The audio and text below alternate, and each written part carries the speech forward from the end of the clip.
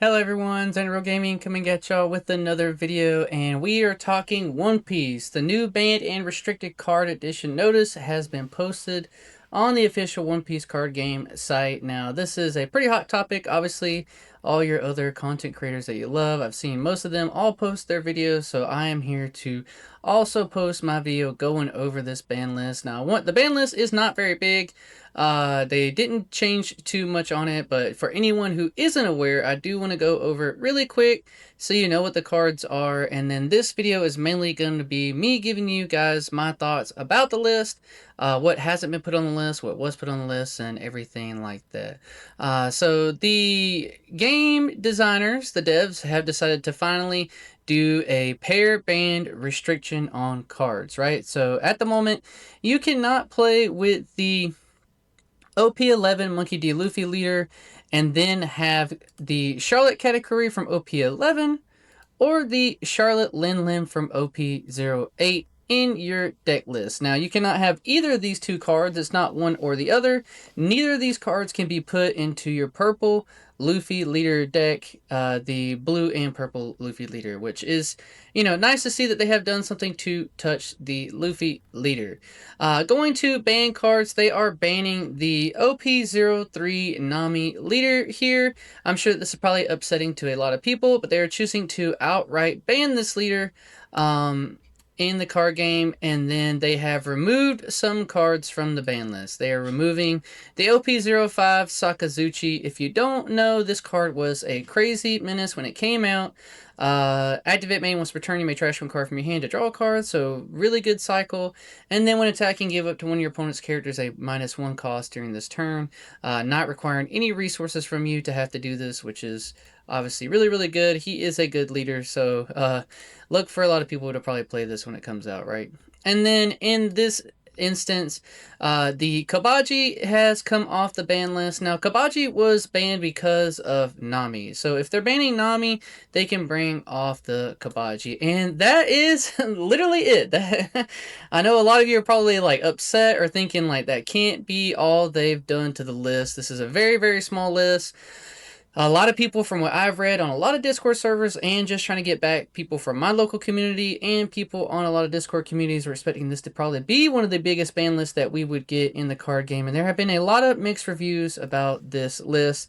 What I do want to do is kind of come over here into my Canva. You guys know that I love to do these Canva videos for y'all. And I have just like a little graphic here that I want to show and try to explain how I feel about this particular ban list, to say the least, right? um, this is the good and the bad. I think there are some good things. I think there are some bad things on the list. Uh, let's just start with the good, right? I do think that the Charlotte Linland and Charlotte category are 3 thumbs up for me in sense of their pair banning with the Monkey D. Luffy. I love to see that the devs are finally deciding to bring in the pair bans. I think it's something they could have done a long time ago with a lot of other cards, which I'll get into next. But I do like to see that instead of just banning the leader, Monkey D. Luffy, they're choosing to just pair ban these cards. So, talking about pair banning, why have they not done this before, right? Pair banning could have fixed Gecko Moria. I wholeheartedly believe that if they were willing to do this pair banning for the Luffy, why were they not willing to pair ban the Gecko Moria to only be, put in Thriller Bark leader type of leaders, right? Which would be very interesting, very similar kind of aspect of what they're doing here with this pair banning.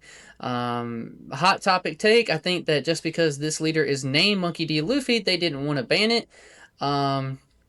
But in more depth, I will talk in like kind of at the bottom of this a little bit later. So 2 thumbs up or 3 thumbs up for the Charlotte category, Charlotte Linland. 2 thumbs up and 2 thumbs down for the Nami get banned. I put it on both sides of the chart, so I'm cheating here. I don't like that they outright banned Nami, stating that, they don't like to ban leaders, but They do ban them, and they will ban them as long as their name is not Monkey D. Luffy. But if you don't know yet, this Nami will be getting in errata, right? I didn't want to post an image since we don't know for absolutely certain exactly what the wording will be on that Nami. But just so you know, the Nami will essentially be the same, but she will just say that you can only run East Blue cards in the Nami deck. So you'll still be able to run a Nami deck eventually once we get that new card coming out, the errata for her.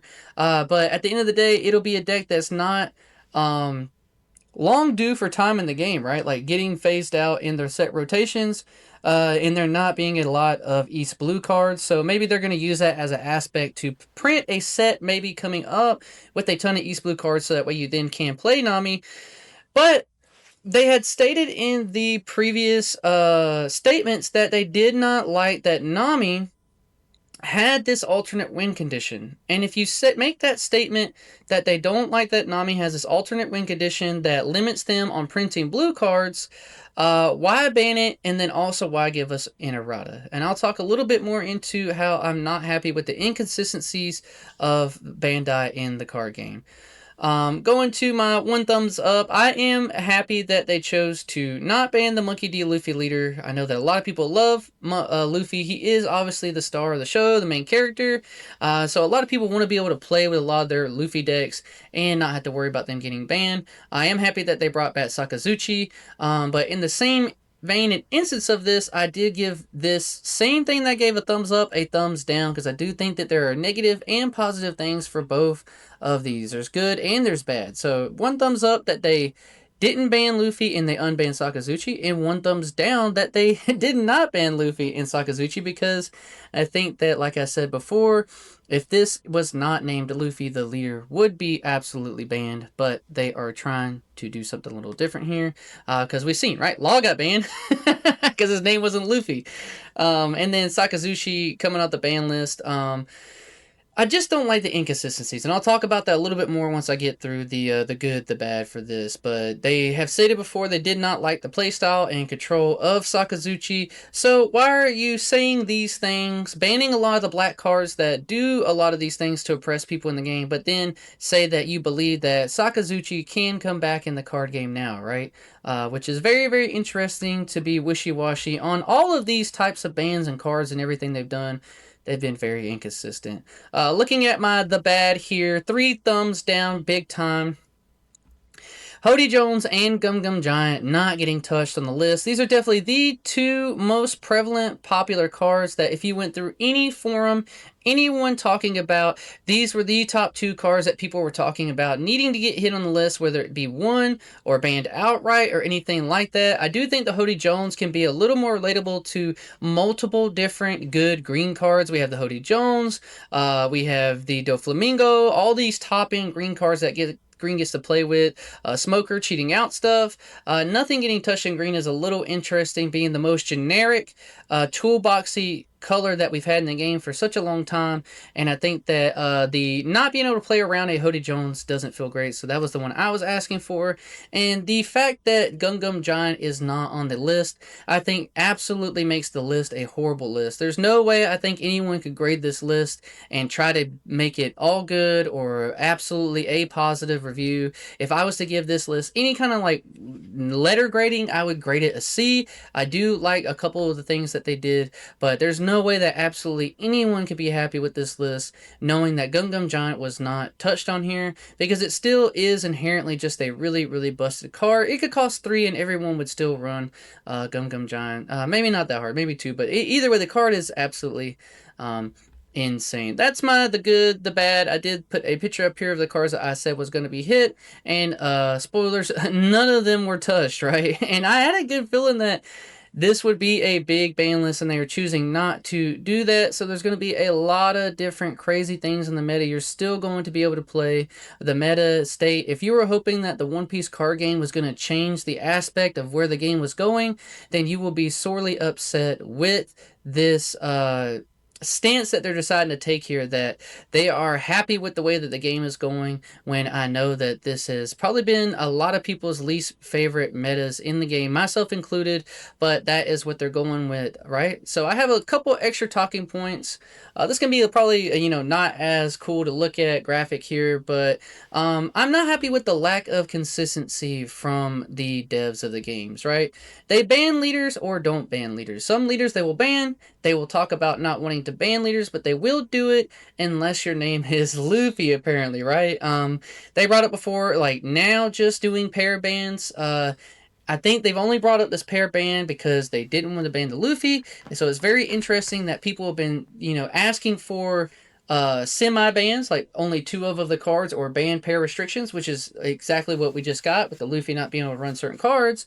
To see them, pair ban the Luffy against the Charlotte Katakuri and not pair ban Gecko Moria. Like, if you're gonna bring up pair bans, go back on your statements and then now pair ban the cards that would have been fixed by you doing that. I think that if Gecko Moria and Jinbei were pair banned to specific, like Jinbei can't go in Dofi, or Gecko Moria can only go in Thriller Bark Pirate decks, those cards wouldn't need to be banned, right? I think a lot of people probably would agree that those cards would be in a safe spot. And it's a little disappointing to see that they're willing to do this for a Luffy leader, but they're not willing to do this for other cards. And I was really hopeful that, seeing this, I'm very positive about the pair banning. I like that they're doing it. I don't like that they haven't gone back. If they're making this in like doing this all at the same time, it just shows a lot of inconsistency in the devs for the card games. Erratas and color favoritism, I think, are very relevant in the game too. They don't want black to be able to do certain things in the game. If you are a black control player in the One Piece card game, I think you always have to worry about, if your deck becomes strong and powerful, they will hit your cards. Black has the most cards on the ban list. They don't like when black decks are able to do that, but now they're teasing you by giving you Bat Sakazuchi. Say Sakazuchi does come back and is a tier 1 meta deck. I don't think that's going to happen, but say it does, that's what happens in the meta. They're going to hit it 100%. They wouldn't hit these Luffys and do anything like that to any of these other decks that are going crazy. I do think that Zoro is going to be running rampant now. I do think that the red Rayleigh decks are going to be running rampant, and you're still going to see a ton of purple Luffy decks because they did not touch Gum Gum Giant. So the main point that if I take from anything in this video for me, is that Bandai is not held accountable for any of these actions through the player base. Their lack of consistency with us has been very, very hard to keep up with. You don't know where they're going with these ban lists, or what they're going to do, or where they want the direction of the game to go forward, and it's really hard to keep up with. But why pair ban now and not previously? I brought this up just a second ago. Gecko Moria being pair banned to Thriller Bark exclusive, or Jinbei not in Dofi. These are things that they could have done in the past before, and they weren't willing to do, but now they're showing us, hey, we are willing to do this, but only for a Luffy leader. And even though we're doing that, we're not going to go back and, activate all these at the same time. Like, we're going to just pair ban this one thing and not try to, make it more fair throughout. What is the direction the devs want the game to go in? Play anything besides black control or alternative win cons, and we're happy with you guys doing that. They want everyone to be able to play crazy decks that pop off and do all this stuff, but they do not want black control or any kind of heavy control decks that drag out games a little bit or make it not fun for people to play the game. So this is part of the inconsistency and just some trying to kind of trend I'm trying to see with the devs, right? Like, it's clear that they don't want these alternate win cons or control decks doing well in the game, and that I really don't think that that's the best way to go. Everything should be viable in your game. I think that every kind of play type should be good in the game. Even with the yellow, they've hit certain cards with Enel and his clear spell not being able to be allowed in the game because it's too controlly and people can't play and do all the crazy stuff they want to do in the game. But I think that's what's going on here. They want you to be able to play all this crazy stuff, but they don't want people to be unhappy with games. And control should be a good check for very aggressive, very powerful decks. And if you don't have that in the game, Now it's just an arms race for the meta in the game. And if you really, really want great competitive games, I think that you need both aspects of a card game like that: control beating aggro, aggro beating certain build up stuff. And, One Piece does not have that in the card game at the moment. And one of the last points I want to touch on, which is, one thing hopefully we can all come together on, is does the players' content creator feedback not matter to Bandai? I don't believe that it does, because we are all lying to ourselves, right? Everyone had Gum Gum Giant as a needs to be hit on their list. I went and watched a lot of people's videos, a lot of other content creators, not bringing up this point about how we all had Gum Gum Giant needing to be hit. Every single person had it on their list as a card that needs to be hit or will be hit, or that like it's a general consistency in the community that we all agree that Gum Gum Giant is a problem, right? At least the majority, right? I'm not speaking for everyone, but most people would say that it is a huge problem, and we all assumed and thought it was just a matter of fact that it would be hit, and it wasn't. So does that mean us, the players, the content creators, the community, are we wrong, or is Bandai wrong for not having this be something that takes place in the game and a card that we asked on? I play every card game just about that I can, and I will say that One Piece is one of the harder ones to try and stand behind, in the sense of like what happens with their